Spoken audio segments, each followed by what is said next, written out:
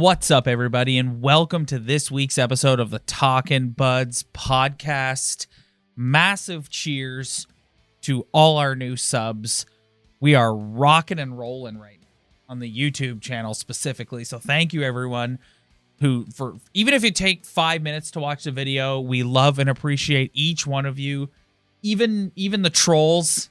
Even the trolls. We love the trolls, too. Keep commenting. Comments just drive that engagement up. So keep doing it. We love you guys. Thank you very much. We ended last week's episode teasing a special announcement on our Instagram. And if you took our advice and went and followed us on Instagram, you would know that we announced the Talkin' Buds Blue Jays show. We are branching out to our... I think we love all Toronto sports teams equally, but there's something about the Blue Jays... For you specifically, and for myself, but more so for you. You're a Blue Jays diehard. And, you know, it's a long off season in the NHL, and we don't want to go away. So we thought, what better way to stick around than to talk a little Blue Jays? And instead of just sitting around all off season and doing our favorite thing in the entire world, dreaming up scenarios that don't exist because there's nothing else to talk about. Oh, my God. If we are going to sit here and say that we don't deal in hypotheticals, the offseason is nothing but hypotheticals. Yeah, I can't do it. And if you think you hate me now talking about hockey, you just wait. You just wait till I get into that bullpen. You just wait. So keep your eyes peeled on the YouTube channel for the first episode of the Talkin' Buds Blue Jays show. It should be dropping in the next week or so. Also, we'll post a link to the new Instagram account on our Talkin' Buds IG, so go on and follow Talkin' Buds TBJ. Exciting things. But how many times are you going to mess up the Talkin' Buds Blue Jay show and just call it the Talkin' Buds podcast? I won't mess it up. You know? No, yeah, I won't mess on it the up. Ball. Yeah. I won't mess up. The Talkin' Buds Blue Jays show. It's going to get convoluted though when we start doing two Instagrams, and that's where it gets convoluted. Yeah, a little bit. What if you post the Leafs score on the Talkin' Buds Jays account? Like, what the hell are you doing? Well, man? right now we don't have enough followers on the Talkin' Buds Jays account for anybody to care. Well, that's where you can help us out. Yes. So, anyways, moving on. The Leafs win 50 games for the first time in franchise history. So, like, where are you at with this? And what I mean with that, it's like, this has been an incredible regular season. Like, this has been a historic regular season. This has been the greatest Toronto Maple Leaf regular season of all time. Yeah. How much stock do you put in that? Like, are you still of the mindset where if they go and get blasted out of the first round by the Tampa Bay Lightning, because I got news for you, pal, it's going to be the Tampa Bay Lightning. Yeah. Are you just... Is all of the regular season accolades, are you just going to throw it out and say, I don't care? I don't know. This is a tough question because, yes, it doesn't. Like, realistically, if they get dusted in the first, like, I'm not trying to be like, they need to win a round. Like, I'm just real talk here. Yeah. Real talk between us. If they go out in the first round, you're not going to look back and say, oh, they won 50 games. Yeah. First time they won 50 games. No. Like, you might look back and be like, Austin Matthews scored X amount of goals. Like, that was pretty cool. But nobody's looking back on this season saying, at least we won 50 games. No. It means nothing if you lose in that first round. And that is the unfortunate thing. Context is king here, because that is the unfortunate thing about years, the previous 4 years, is it's put them in a position where most people are going to feel that way. Like, most people are going to say, yeah, that's great that you won 50 games, but you still flamed out in the first round. And if this was maybe the second year in a row that they lost in the first round, I don't think people would feel that way. I think people would go, wow, we're on the incline. Like, it's not like it's a bright future ahead of us. But I think, yeah, I'm 100% with you. Like, I mean, you look back on it, and I've brought this point up before. one day this team is not going to be competitive again. And we're going to go a couple years without making the playoffs. I think then you'll look back on these years where they might have lost in the first round, but they were winning 50 games and they were playing competitive games, getting the fan base excited for all these scenarios of winning a round or being competitive or being one of the best teams in the NHL. I think at that point in our Leaf fandom, the next time this team goes into a dark period, then we'll look back on this time and be like, you know what? It was pretty good having a very competitive team, guys having career years, breaking records. I mean, technically, the fact that this is the most successful Maple Leaf regular season of all time is pretty shocking to think about. I know there's the whole people used to tie back in the day thing, but man, 50 wins, first time in this franchise history to get 50 wins. It's pretty wild considering all the years that are up on that banner right there. It's pretty wild. So how are you going to approach, if you're Sheldon Keefe, how are you approaching these last 2 weeks of the season? Because they just came off a back-to-back. They play 4 times this week. They play Tuesday, Thursday, Saturday, Sunday. 2 of those 4 games are against Tampa and Florida. So are you like, no, we need to dress everyone. We need to win these games. We need to make sure we've secured home ice. We need to keep momentum rolling. Or are you, we need to rest guys? Like, I thought that sitting Matthews for a minor injury on Sunday night is very telling. Like, the guy's in the midst of trying to score 60 goals and they kept him out. So that goes to show you that the organization's priority is making sure everyone's healthy for game 1, which I personally agree with. But like, are you going to give like Mark Giordano a night off if down the stretch here, like he's dealing with some nagging stuff and you're like, I think anybody who actually has nagging stuff, because we don't know if Matthews actually had nagging stuff. I think it was just easier for them to label it as a minor injury. It might have been a minor injury. I don't know. But it was easier for them to label a minor injury because it's not like, oh, they're sitting Matthews tonight for load management. And then people are like, why are you sitting him for load management? He's on a 60-goal chase. So I think it was easier for them to point in a minor injury direction. I think any guy who does have anything nagging or an older guy who just needs some time, like Mark Giordano, because guys on the 4th line right now are getting nights off every other night. But I think for Keefe, these last couple games are going to be a balance between winning home ice and also, like, when Matthews isn't playing, you get to see Engvall, Mccave, Kampf, Kerfoot, all those guys get bigger minutes. And also the D pairings have also kind of been fluid as well.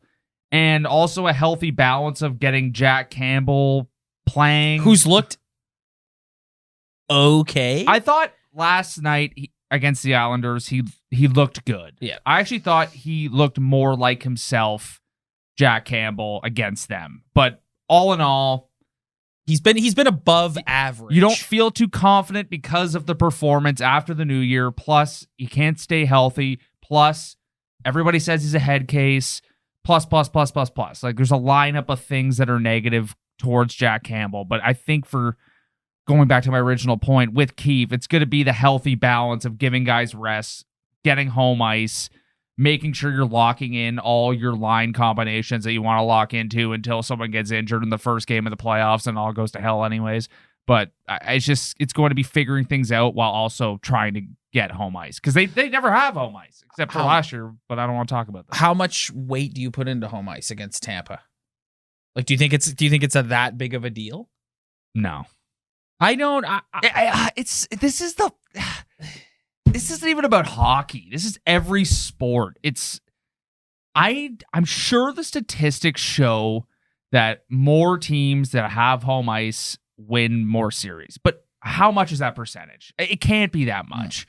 I don't, me personally, just my opinion from what I've watched all my years of watching sports, I don't think home ice is as important as everybody thinks it is. But it could be. I don't know. But for me, I don't think the Leafs had home ice last year. Guess what that did for them?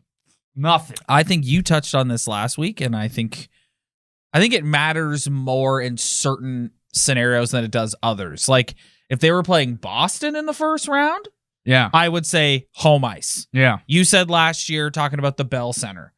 Yeah. Is anyone really that scared of Amalie Arena? I mean, you never know.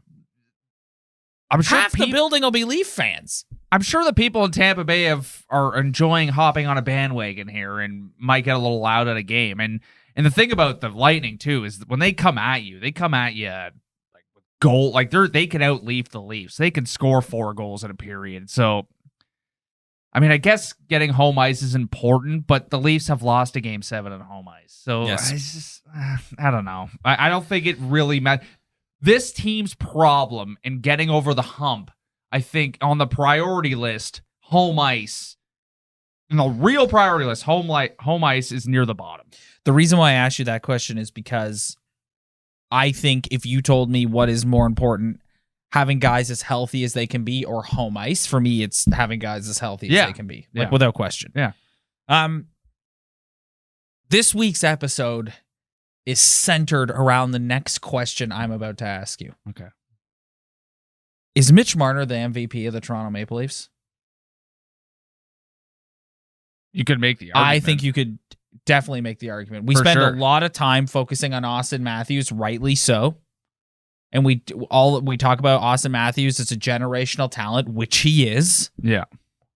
But Mitch Marner's the straw that stirs the drink, baby. Oh, yeah. He is you watch him last night. It's so funny watching them. The reason why I wanted to ask this question is because I noticed this when I watched them play the Islanders, and then I listened to people talk about it on the radio all day today.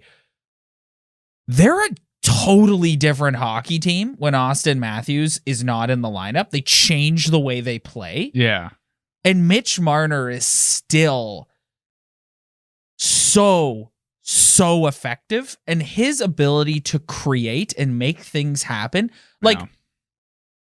Their record when Austin Matthews is out of the lineup isn't that pretty good? Yes. It's what I'm saying is damn good. If you lost Mitch Marner for an extended period of time, I think you could make an argument that would be a harder hill for them to climb, a harder thing for them to get over than if you lost Matthews. Let's say you lost each of them for 10 games. Yeah.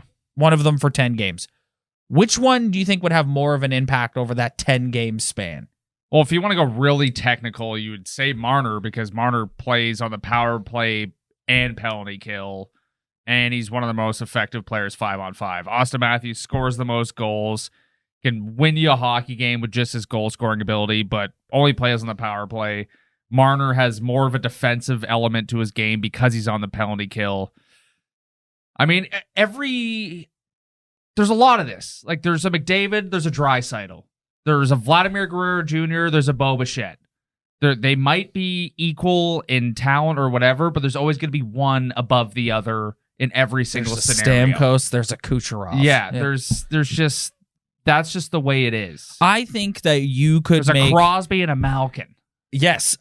So again, context is king here. So before everyone freaks out at me in the comments, Austin Matthews is a generational talent within the NHL.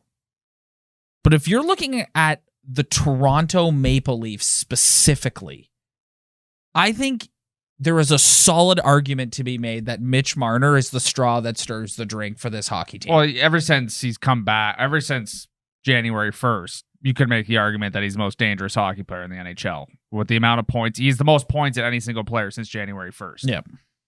That's all you really need to know. He's an automatic 2 points a night, no matter what. And he's going to also do other things on the ice that is going to help your hockey team win hockey games, which is part of my problem with another player on the Maple Leafs, so I have to apologize. Don't worry, we're going to talk about him. But I mean, yeah, you can make the argument. I'm not going to sit here and pretend I'm a radio host and be like, Mitch Marner this, Mitch Marner that. But man, you can make the argument that he is more important than Austin Matthews in certain games or over a period of time. I just think his ability to create and like you said, how he plays, he kills penalties. He plays on the power play. He doesn't just kill penalties.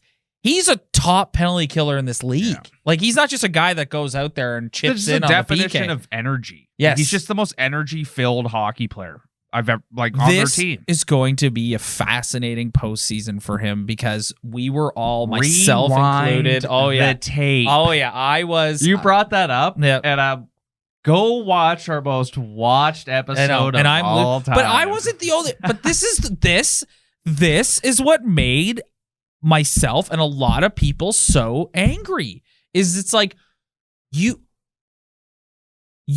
have the ability to be one of, if not the most dynamic player in hockey. It's gonna be fascinating to watch in a couple of weeks when they host the Tampa Bay Lightning. Like, what are you gonna do? Because he's always who I'm talking about when I say if he doesn't get the time and space to create, he's not the same hockey player. Well, you're not gonna get that. So let's see what you can do. But I do think somebody, well, I'm the editor. I was just going to say somebody clip this, so I'm going to be the one who clips it. But I'm going to go on record right now as saying I don't think that Matthews and Marner will disappear this year in the playoffs like they did last year. I don't think that's going to happen.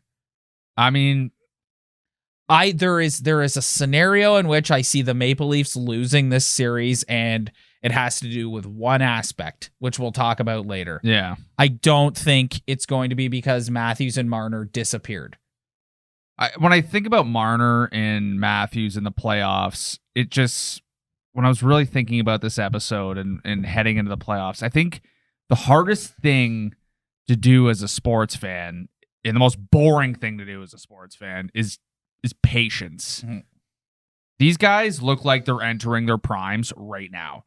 But since they entered this league, the expectation on them to take this team to another level because of the way we've seen them play and the talent they have has been astronomical. But maybe it takes this many years of failure. But no, I think it's also like a personal maturation process. Yeah. Like think about what you were like when you were in your early 20s.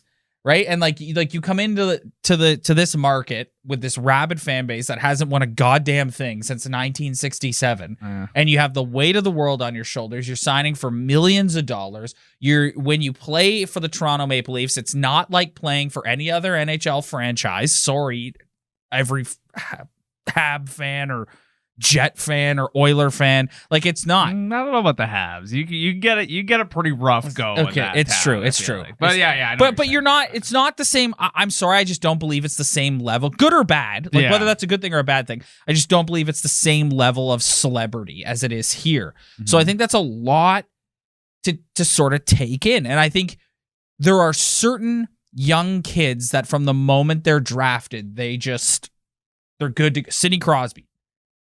Now, he didn't play for the Toronto Maple Leafs, but the moment he was drafted, he was like, I'm a professional hockey player. Yeah. Not everyone is like that. No. Right? And you're even seeing that, like, you've seen McDavid struggle at times this year. I think there's like a personal maturation that goes on, and I think they've reached a point now where they understand what needs to be done. I think the thing that I feel the most confident about, and maybe I'm just seeing this, I don't know if any of you are seeing it or if you're seeing it, I just see them kind of pushing back more physically over the past couple weeks. Well, we've seen it. We saw them get a little more ballsy with giving a guy a shove or finishing a check or getting a little nosy. I know Matthews got nailed for the cross check to the head in the outdoor game, but man, like that's what these guys like. I just feel like I'm seeing them stand up for themselves a little bit more, and it's making me feel more confident that they're more confident, that they're looking at each other being like, dude, we're the two biggest dogs in this league right now. Like, what are we afraid of? It's also exactly, but they also have guys on the team, whether you like them or not. And I do think there are certain scenarios and certain games where I don't think Wayne Simmons needs to be out there, but they have guys on the team now. Like Kyle Clifford went toe to toe with one of the toughest guys in the league the other night. I really did. And he got tagged a couple times. I really did enjoy Keefe's decision to load up the tough guy line against that team. Wayne, that's the dirtiest, most unlikable hockey and team then last when night, you're watching them play. The guy on the Islanders whose name is escaping me, the Giant, Simmons goes out there and he drops the gloves with them. And Oh yeah, that Johnson yeah, guy or whatever. He's what happened to him? It looks like he hurt his hand or something. Well, he punched Simmons in the back of the head while he had his helmet on. Yeah, and then Simmons, and then just like ended. It was weird. He's a Oh, we got a little technical difficulty. Studio falling apart here. He's a big boy. Yeah, he's a big boy. Anyways, so I do think if someone wanted to sit me down and make a case for why Mitch Marner is the MVP of the Maple Leafs, I think there is absolutely a case that can be made there. And I do think Austin Matthews' historic season has been greatly helped by having Mitch Marner on his line. 100%. I've made a list of names here, and I'm going to say them to you, and I want you to... No, don't look at the list. Don't cheat. Anybody who watches this podcast, the amount of preparation that goes into this show is... Like, we don't talk about anything. We come because it's got to be fresh. I make a little page of notes, but you and I don't discuss anything before we start recording. Don't look at the list. No, I would never cheat. I'm going to say these players' names. I've taken 3 forwards, 3 defensemen, and a goalie. Right. I think you can probably take a guess at who the goalie is. It's definitely not Eric Shalgren. I'm just going to say their name, and then I want you to talk about them for a bit. Well, I want you to talk about them too. Yes, we're going to talk about them together. Yes, we're going to talk about them together. All right. William Nylander. I have an apology for William Nylander. I don't think you should apologize. I think I should apologize for sometimes how far I cross the line. And this is... I don't apologize to William Nylander very often, but man, he's had a great season. Like, let's just be honest here. He's had a very good season. Is there deficiencies in his hockey game? Absolutely. Does he drive me up the wall when he sucks? Yes. Which goes back to your point of Mitch Marner, who, even when he's having a bad game, makes it look like he's not having a bad game. Yeah.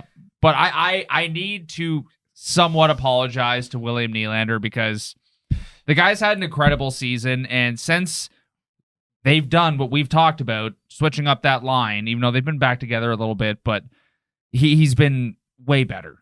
Way better. I don't think you should apologize because I think that is what drives people nuts about him. Like, my shout out to my buddy Johnny Green, who tweeted this at me last night. He's like a Ferrari.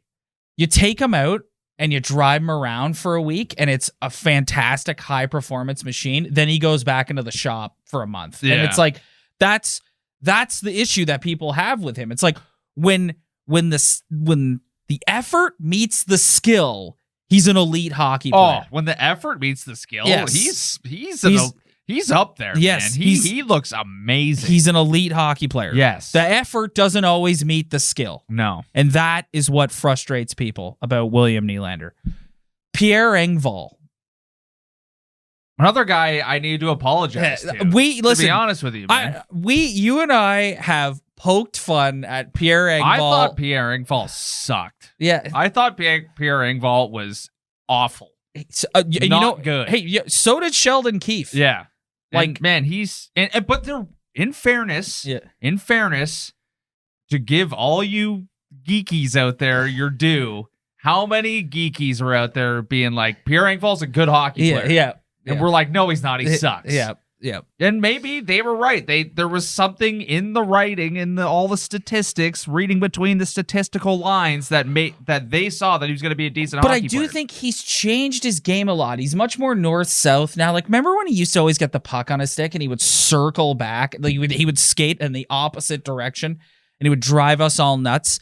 He's playing with a level of confidence right now, and he's a big guy, and he goes to the net. Like, the goal he scored last night, like, he's just going to the net. Pierre Engvalls is the perfect example of a modern-day hockey player. And if you have speed and you can use your speed and a little bit of size, you're good, man. Yeah. He can skate. Yes. He can flat out skate. Yeah. And now he's figured out that he can flat out skate. And it looks like it. He's a day. I know he only has 14 goals, but it seems like he has a lot more than that. He's a guy who you look to score a big goal for you in the playoffs. Yeah. Yes.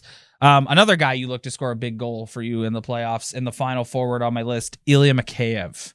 Doesn't know how good he is at hockey. He has no idea. It's going to be another Zach Hyman type scenario where he's had a really good year, and I think he's also, and some team is just going to hand him a contract in the offseason. And the way the Leafs has set up their salary cap is if a guy like Pierre Engvall is going to overperform and some team's going to come along and offer him $4 million, he's gone. You know who has the same amount of points as Zach Hyman this year? Who? Alexander Kerfoot. Oh, so there you go. If Zach Hyman taught Toronto sports fans, not just Leaf fans, Toronto sports fans, everything you need to know. You don't overpay for someone who's not special. And just because you fall in love with somebody doesn't mean you're attached to them forever. Yes. John McDonald. Yeah, we're still pining for the Ben Revere re-signing for the Blues. Marcus Semien. Yes. Yeah. It's like you can't overpay for dudes who aren't the guys you need to overpay for. Like, it's just, he'll be gone. But honestly, that guy has no idea how good he is at hockey. Yeah. He's so good. Yeah. He's unbelievable. And putting him up with John Tavares. Another big dude who can skate. Yes. Him and Engvall are like the same player almost. Yeah. Like, they're just big dudes who can skate fast. That can do a lot for you in 2022. Mark Giordano. One thing I noticed about Mark Giordano, I don't want to get into the whole he's a great leader. We've done all that. He is just, his offensive instincts are very good. Yeah. I feel like he always knows the right time to pinch or jump into the play. I always hear Chris Cuthbert or Gordon Miller talk about, and Giordano, because he's always just hopping in at the right play. And that goal he scored in overtime against Ottawa was the perfect example. Willie backtracks and he's just gone, and he makes a pass. I think his offensive instincts are massively underrated. Also, a stable defensive presence back there, and he has worked out. Let's knock on wood right now. He has worked out the way I think they would have wanted Nick Foligno to work out last year. Bring in 100%. A veteran guy who elevates everyone around him. And unlike Mick Foligno, is at a position that they needed another defenseman. So that's why it even sticks out in your mind even more, because they just were so desperate for anybody who was competent. And look what he's done for Timothy Liljegren playing for him too. Different hockey player. It's just another big boy adult in the room who's still competent on the ice. Jake Muzzin. I don't know, man. I think. Man. Listen. Let's cut the guy a break. It's really hard to come back from 2 concussions. He didn't start. That's the problem. Yeah. He didn't start even before he got the 2 concussions this year. He didn't look great. I think bringing in Giordano has pushed him down the pecking order and I don't think that's a bad thing. No, and I don't think Jake Muzzin's a bad hockey player, and I feel awful that he's had 1 million concussions. I don't feel good about that, but Jake Muzzin is not the $5 million defenseman that we thought we were signing, and I'm not mean that in a negative way. It's just he's not a guy who you can just pencil in as a shutdown dude. Well, and he also has the track record of getting hurt in the playoffs. Exactly. Yeah. I know. He's just a guy who's kind of sadly been on the injured reserve list for a while, and I don't know, man. He's kind of that weird defenseman that you want in the lineup, but you start looking around being like, well, he kind of had the worst game tonight, but he's Jake Muzzin, so he has to be in the lineup. Ilya Labushkin. Can I take this one first off the top? Yeah, go for it. You said earlier that you're noticing that they're not getting pushed around as much as they used to. I see a lot of takes on Twitter about Ilya Labushkin and how he can't handle the puck and how he can't and listen, that's is he the most skilled guy out there? Not even close. No. But he lays at least 1 hit a game that has the opposing team looking over their shoulder when they go into the corner to get the puck in the Leafs end. And if you're somebody who doesn't value that, and there's a lot of people who don't value that. We value that. Yeah. But if you're somebody who doesn't value that, you're going to get a rude awakening when we go into the playoffs, because it makes such a difference to the other team's psychology. And this is the problem. If I can just go off on a little side tangent here. This is the problem with hockey fans, because you've got the one side that's like, it doesn't matter. You need to have all the best Pokemon that you have out on the ice. You need to have all the most skilled, highest rated Pokemon out on the ice. And then you have the other side where it's like, where's Wendell? Yeah. We need a modern day Wendell. And it's like, no, the answer is somewhere in the middle. Like, you need a guy who can. Wendell? Yeah, you need a guy who can. Where's Tiger Williams? Get him out there. Man, if we had a guy like Ty Domi, it's like, that's the problem. It's like the answer's somewhere in the middle. You need a guy who can play who can also play tough. That's funny. Right? So Labushkin, he doesn't look overmatched out there. He definitely is in your top 6 come game 1 because he plays like that's what he brings. He brings a physical presence. At least once a game, I notice him run a guy over or crunch somebody on the boards or give some guy a shot out front of the net. And I think that they didn't have that on their defense last year. No. They have a bunch of small puck moving guys. And so I'm not saying you need to have a bunch of those guys, but it's nice to have one of them back there. My quick scouting report on Ilya Labushkin is I think he's underrated at handling the puck. Not in his own end, but I think there's an underrated offensive ability in there. His skating back to get a puck in his own end while somebody's on him is atrocious. Like he's very slow. Yep. But again, what you just said right there, all that gets overridden because of the element that he brings that no one else really brings. Yes. Or that he kind of started here. And listen, they've got stable guys back there. They got Brody, they got Giordano, like they got stable guys back there, but they don't those are smaller guys. Yeah. And he's a big boy. Yeah, he who will run people over. Yeah. And they haven't had that. No. It's underrated. No, it is very underrated. Last guy before we can get out of here. You know where we were going with this. Have we talked about anybody more? No. On this podcast. Well, I wasn't going to let us get out of without having even like a small goaltending discussion. Have we ever talked about anybody else more? So Jack Campbell. I have no idea what you do with this guy because I don't know where he's at. Like, is he 100%? Is he not 100%? So if he isn't 100%, then I'm like, okay, well, maybe let's rest him over the next couple of weeks. If he is 100%, well, maybe you want to get him in there and get him more reps and get him back into the swing of things. I don't know. Like they've got 4 games this week. Tuesday night against Philly, I'm going Shalgren. Okay. Thursday, Tampa, Campbell. Saturday, Florida, Campbell. And then who they play on Sunday? They're gonna have to eat a loss. Who they play on Sunday? The Capitals. I don't Sunday, care anymore. Capitals. I don't care who they play anymore. Shalgren. I think they're gonna eat one of those losses in Florida. Well, it's gonna be to Philly because Philly's the worst team. Okay, this episode I've really tried. Next Tuesday against the Red Wings. That's an L. Okay. Actually, the Red Wings are the worst defensive hockey team in the world. And now I lost my track of thought. You were saying you were saying they're gonna have to eat a loss. Okay, yeah. No. I know exactly what I'm saying, and it's a doozy. I'm glad I remembered it. Okay. Jack Campbell makes me think very long and hard about the Leafs playoff run.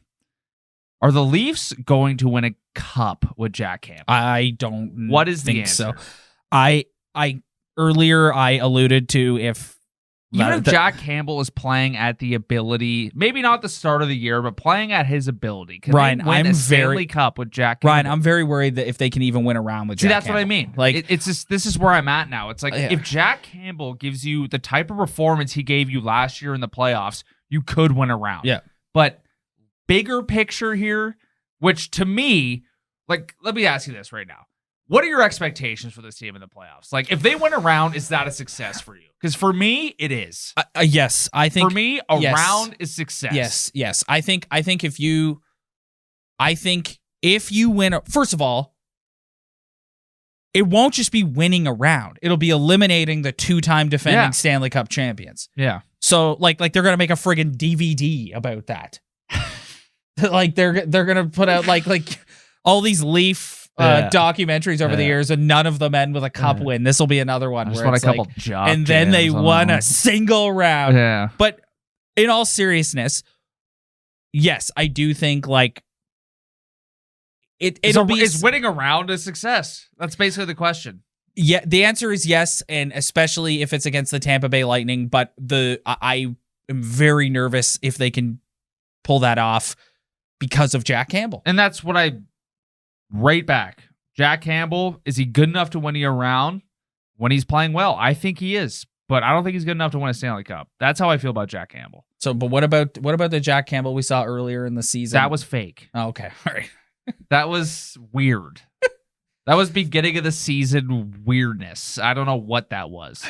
Okay, well, I pray that guy comes back. Hey, It's in there. We saw it. Yeah. It's in there somewhere. I just don't know if it's ever coming back. We've seen it from a lot of people at one point in their careers, and for a lot of them, it never came back.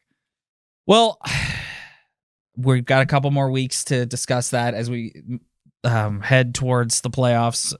Exact same way I ended last week's episode. At least they play a couple, like Florida, yeah, but Tampa, dude, Washington, get my blood boiling. Yeah, Tampa, Florida, Washington, Boston. Watching the Leafs play the Capitals is very entertaining. Yes, like it gets my hate watch on. I kind of turn off my Leaf negative blinders and I turn on my Leaf fandom, and I'm just a pure Leaf fan whenever I see them play the Bruins, the Lightning, or the Capitals. Well, only 6 games to go, and then this regular season that seemingly will never end will come to an end. This feels like the longest regular season of all time because it is. Yes, because it literally is. Yes, it is. But we'll be back, and keep your eyes peeled on the YouTube channel for the first episode of the Talking Buds Blue Jays show. Really looking forward to that. Thanks, everybody, for checking us out. If you like what you see, hit that like and subscribe button below. Spread the word. Tell your friends. We really appreciate it. As always, if you're listening to the audio version, hit that follow button. Leave a little 5-star review. Every little bit helps. Keep the comments coming, too. We love all the comments. We love hearing what you guys think. If you want to call us idiots and roast us, call us idiots and roast us. Yeah. Oh, like we're down. Go for it. Thanks, everybody. We'll see you next week.